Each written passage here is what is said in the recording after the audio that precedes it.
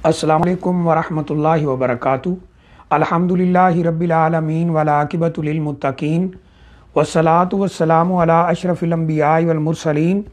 नबियिना व रसूलिना व हबीबिना व इमामिना मुहम्मदिन व अला आलिहि व अस्हाबिहि अजमाइन, अम्मा बाद। इंतहाई काबिल एहतराम भाइयों, दोस्तों, बुज़ुर्गों, इंतहाई मुअज़्ज़ा माँओं और बहनों, हमारे बाज़ भाइयों की तरफ से एक सवाल कई दफ़ा भेजा गया है बाग़ फ़दक के हवाले से, और वो सवाल ये है कि नबी अकरम सल्लल्लाहु अलैहि वसल्लम की ज़िंदगी के बाद, यानी आपके दुनिया से चले जाने के बाद, सैयदा फ़ातिमा रज़ी अल्लाह ताला अन्हा खलीफ़ा अव्वल सैयदना अबू बकर सिद्दीक़ रज़ी अल्लाह ताला अन्हु के पास गईं और उनसे अपना ये हक़ मांगा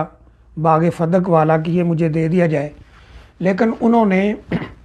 ये कहकर इनकार कर दिया कि ये तो सदका है, नबी अकरम सल्लल्लाहु अलैहि वसल्लम ने इसको सदका शुमार किया है। और हमारे ये बाज़ भाई एतराज़ करते हैं कि देखें, वो उनके पास गई थी, उन्होंने उनको नहीं दिया, ये ज़्यादती की, इनकार कर दिया, वगैरह वगैरह, इस तरह की बातें की जाती। तो हमारे बाज़ भाइयों ने पूछा है कि इस बात में कितनी सदाकत है, क्या हकीकत है, और इसका जो एक शरई नुक्ता नज़र है वो क्या है। देखिए, कई दफ़ा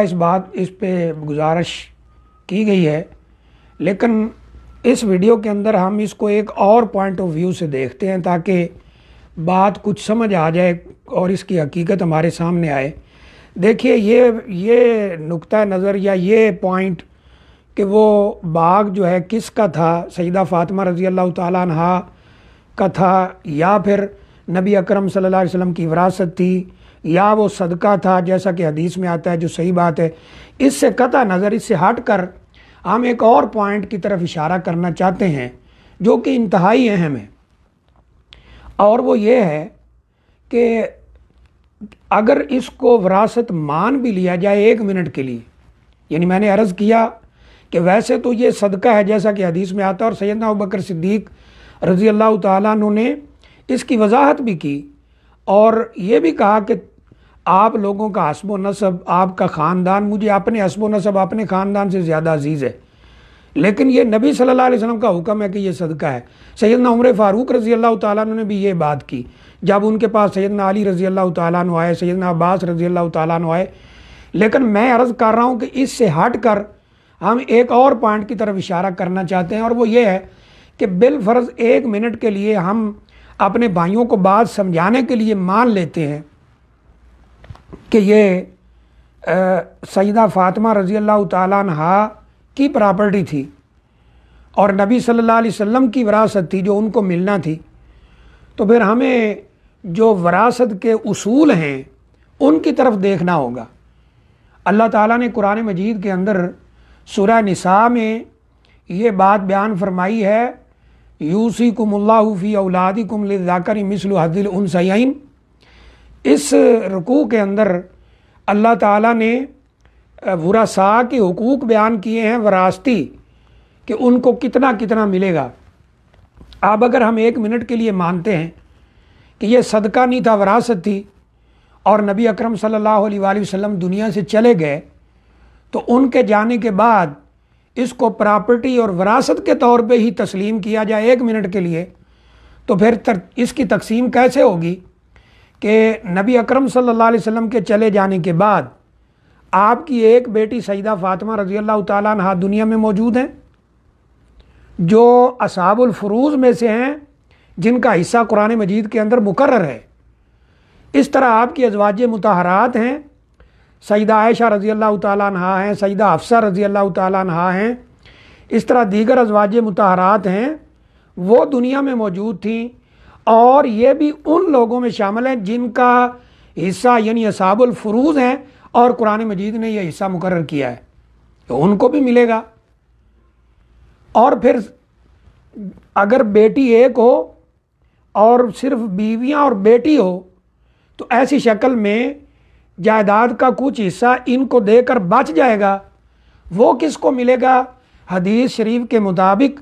दुनिया से चले जाने वाले का जो सबसे करीबी तरीन मर्द होगा, असबा जिसे बोलते हैं, उसको मिलेगा। और वो सैयदना अब्बास रज़ी अल्लाह ताला अन्हु जो नबी अकरम सल्लल्लाहु अलैहि वसल्लम के चचा हैं। اب دیکھیے قرآن کیا کہتا ہے، اگر بیٹی ایک ہو وَإِن كَانَتْ وَاحِدَةً فَلَهَا النِّصْفُ، اگر بیٹی ایک ہو تو اس کو آدھا ملنا چاہیے۔ سیدہ فاطمہ رضی اللہ تعالیٰ عنہ ایک ہیں، آدھی جائیداد تو چلے ان کی ہوگی اس قانون کے مطابق، اگر ہم اس کو وراثت بھی مانیں تو ان کو آدھا ملنا تھا یہ باغ۔ اور بعض روایات کے مطابق اس میں چند کھجوروں کے درخت تھے، بعض نے 13 لکھے ہیں، یا اس کے راؤنڈ اباؤٹ کچھ یہ چھوٹا سا باغ تھا، تو پھر آدھا ان کو ملنا ہے۔ اور جو پیچھے بیویاں ہیں ان کے لیے قرآن کیا کہتا ہے، وَلَهُنَّ الرُّبُعُ مِمَّا تَرَكْتُمْ إِن لَّمْ يَكُن لَّكُمْ وَلَدٌ، اگر تمہاری اولاد نہ ہو، یعنی جو بندہ دنیا سے چلا گیا ہے اس کی اولاد دنیا میں نہیں ہے، تو بیویوں کو ایک ہو یا دو ہوں یا زیادہ ہوں ان کو چوتھا حصہ ملے گا۔ اور اللہ نے قرآن مجید میں فرمایا فَإِن كَانَ لَكُمْ وَلَدٌ، یعنی اسی سے آگے فرمایا اگر تمہاری اولاد ہو فَلَهُنَّ الثُّمُنُ مِمَّا تَرَكْتُمْ، تو پھر ان کو 8واں حصہ ملے گا جو تم چھوڑ کے جا رہے ہو۔ تو اس قانون کے مطابق نبی اکرم صلی اللہ علیہ وسلم کی اولاد یعنی سیدہ فاطمہ رضی اللہ تعالیٰ عنہ دنیا میں موجود ہیں، آدھا ان کو ملے گا اور 8واں حصہ بیویوں کو ملے گا، اور جو باقی بچ جائے گا حدیث کے مطابق وہ سیدنا عباس رضی اللہ تعالیٰ عنہ کو ملے گا۔ اب سوچنے کی بات یہ ہے کہ یہ خالی سیدہ فاطمہ رضی اللہ تعالیٰ عنہ کا حق نہیں بنتا اگر ہم اس کو وراثت بھی تسلیم کریں، پھر یہ بیویوں کو بھی ملے گا۔ تو پھر حیرت کی بات ہے کہ سیدنا ابوبکر صدیق رضی اللہ تعالیٰ عنہ کی بیٹی سیدہ عائشہ رضی اللہ تعالیٰ عنہ ام المومنین وہ بھی اس مال کی وارث بنے گی، تو انہوں نے تو پھر اپنی بیٹی کو بھی محروم کر دیا۔ پھر یہ شور کیوں نہیں کیا جاتا کہ انہوں نے تو اپنی بیٹی کو بھی کچھ نہیں دیا۔ سیدنا عمر فاروق رضی اللہ تعالیٰ عنہ کی بیٹی نبی اکرم صلی اللہ علیہ وسلم کی زوجہ محترمہ ام المومنین حفصہ رضی اللہ تعالیٰ عنہ، ان کو بھی پھر انہوں نے محروم کر دیا، اپنی بیٹی کو بھی محروم کر دیا۔ تو اگر ہم اس کو وراثت بھی تسلیم کریں تو پھر یہ اس طرح تقسیم ہونا چاہیے۔ اور آخری اس میں پوائنٹ یہ بھی شامل کر لیں، کوئی یہ دعویٰ کر دے کہ نبی صلی اللہ علیہ وسلم نے اپنی زندگی میں سیدہ فاطمہ رضی اللہ تعالیٰ عنہ کو یہ باغ دے دیا تھا، تو پھر ہونا یہ کرنا پڑے گا وراثتی اصول کے مطابق کہ اگر واقعتاً سیدہ فاطمہ رضی اللہ تعالیٰ عنہ کو دے دیا تھا، یہ بھی بات ہم 1 منٹ کے تسلیم کریں، حالانکہ ایسی بات ہے نہیں، ایسا کوئی ثبوت موجود نہیں ہے، لیکن اگر 1 منٹ کے لیے تسلیم کریں تو پھر جب سیدہ فاطمہ رضی اللہ تعالیٰ عنہ دنیا سے چلی گئیں تو یہ باغ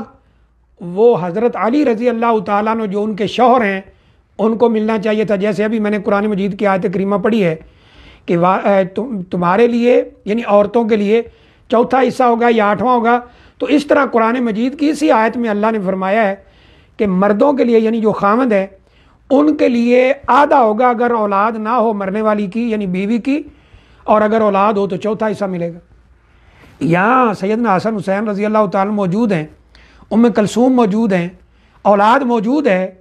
تو پھر سیدنا علی رضی اللہ تعالیٰ عنہ کو چوتھا حصہ ملے گا، اور بقیہ سیدنا حسن حسین ام کلثوم اور اولاد میں تقسیم ہوگا، اس طرح کہ یوصیکم اللہ فی اولادکم للذکر مثل حظ الانثیین، کہ لڑکی کو سنگل ملے اور لڑکے کو ڈبل ملے، یعنی حسنین کریمین کو ڈبل ملے گا اور ان کی بہن ام کلثوم ان کو سنگل ملے گا۔ تو پھر یہ ہمارے سامنے آئے گا کہ سیدنا علی رضی اللہ تعالیٰ عنہ نے اس کو تقسیم کیوں نہیں کیا اس قانون کے مطابق۔ تو کسی بھی لحاظ سے ہم جو وراثتی قانون کے اعتبار سے اس کو دیکھتے ہیں تو یہ صرف اور صرف خالص سیدہ فاطمہ رضی اللہ تعالیٰ عنہ کا حق نہیں بنتا ہے، پھر یہ سیدہ فاطمہ رضی اللہ تعالیٰ عنہ کا حق بھی بنے گا اگر ہم اس کو 1 منٹ کے لیے وراثت تقسیم کر لیں۔ سیدنا علی رضی اللہ تعالیٰ عنہ کا پھر حق بنے گا ان کے چلے جانے کے بعد، سیدنا عباس رضی اللہ تعالیٰ عنہ کا حق بنے گا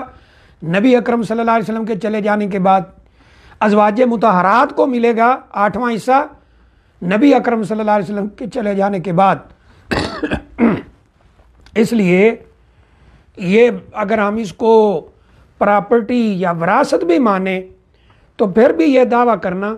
کہ یہ فقط سیدہ فاطمہ رضی اللہ تعالیٰ عنہ کا حق تھا، وہ لینے گئی تھیں، ان کو نہیں دیا گیا، ظلم کیا گیا، نعوذ باللہ زیادتی کی گئی، یہ بات جو ہے صحیح نہیں ہوگی۔ اور ہم جب اپنے معتبر مصادر دیکھتے ہیں تو جب نبی اکرم صلی اللہ علیہ وسلم کے چلے جانے کے بعد سیدنا ابوبکر صدیق رضی اللہ تعالیٰ عنہ خلیفہ بنے ہیں اور ان کے پاس سیدہ فاطمہ رضی اللہ تعالیٰ عنہ اس باغ کو لینے کے لیے گئی ہیں، یہاں تک بات بالکل صحیح ہے، لیکن انہوں نے جب وہ وہاں سے واپس آ گئیں اس لیے کہ یہ مجھے نہیں دیا گیا، تو سیدنا ابوبکر صدیق رضی اللہ تعالیٰ عنہ ان کے گھر تشریف لائے اور ان کو ساری بات سمجھائی اور ان کی عظمت کا اقرار کیا، ان کے خاندانی جو ایک مقام ہے اس کا اقرار کیا اور ان کو ساری بات سمجھائی کہ یہ آپ کے والد گرامی کا ہی حکم ہے۔ تو بالکل حدیث کی بعض کتابوں میں اور جو معتبر مصادر ہیں ان میں یہ واضح ہے کہ وہ بالکل آپ سے راضی ہو گئی تھی۔ تو بہرحال میں نے جو بات بھائیوں کے سامنے رکھی ہے وہ یہ ہے کہ اگر ہم 1 منٹ کے لیے اس کو وراثت مانے، حالانکہ ہے نہیں وراثت، صدقہ ہے، جیسا کہ رسول اللہ صلی اللہ علیہ وسلم نے فرمایا ہم جو چھوڑ جاتے ہیں وہ صدقہ ہے، لیکن اگر اس کو مان بھی لیں تو پھر یہ حضرت عباس رضی اللہ تعالیٰ کا بھی حق بنتا ہے اور امہات المومنین کا حق بھی بنتا ہے اور سیدہ فاطمہ رضی اللہ تعالیٰ عنہ کا بھی حق بنتا ہے، جبکہ حقیقت یہ ہے کہ یہ وراثت نہیں، یہ صدقہ تھا۔ اس لیے سیدنا علی رضی اللہ تعالیٰ عنہ جب خلیفہ بنے تو انہوں نے بھی اسے تقسیم نہیں کیا ہے۔ تو ہمیں چاہیے کہ ہم قرآن حدیث کے دلائل میں صحیح بات کو سمجھنے کی، اس کو اپنے دل و دماغ میں جگہ دینے کی، اس کے مطابق عقیدہ اور عمل بنانے کی کوشش کریں۔ اللہ تعالیٰ سے دعا ہے اللہ ہمیں عمل کی توفیق عطا فرمائے۔ السلام علیکم ورحمۃ اللہ وبرکاتہ۔